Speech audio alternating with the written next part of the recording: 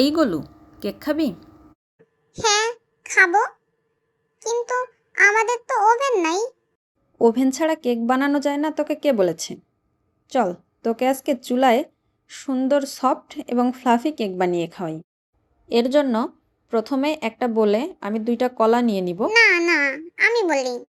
ঠিক আছে, তুই বল। এবার কলা দুটাকে ভালো করে ম্যাশ করে নেব, আর এর মধ্যে দিয়ে দিব একটা ডিম, 1 কাপ চিনি, আর হাফ কাপ দুধ, আর একটুখানি ভ্যানিলা এসেন্স। এবার সব কিছুকে ভালো করে গুটুম গুটুম করে মিশিয়ে নেব। সব কিছু মিশানো হয়ে গেলে এর মধ্যে দিয়ে দিব হাফ কাপ তেল। এবার তেলটাকেও ভালো করে মিশিয়ে নিব।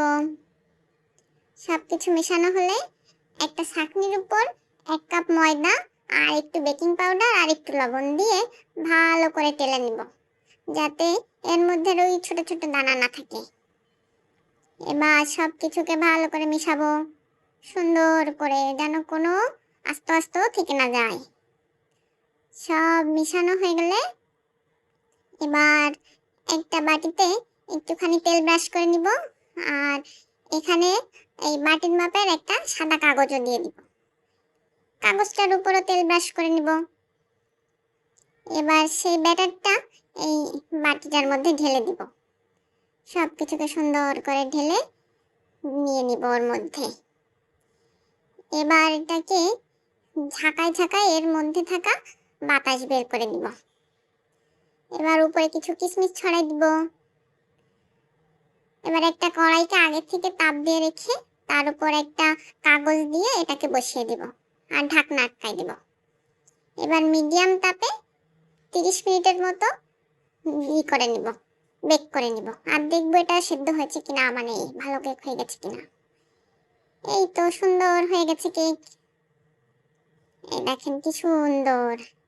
এবার একটু ঠান্ডা হলেই এটাকে চারিদিক থেকে কেটে কেটে নিয়ে ওটাকে সেই বাটিয়া থেকে বের করে নিব।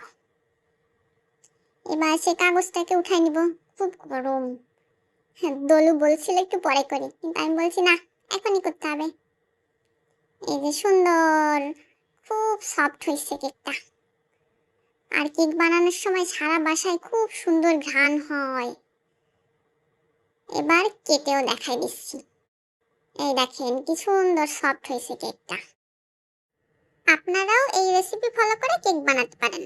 Happy cooking.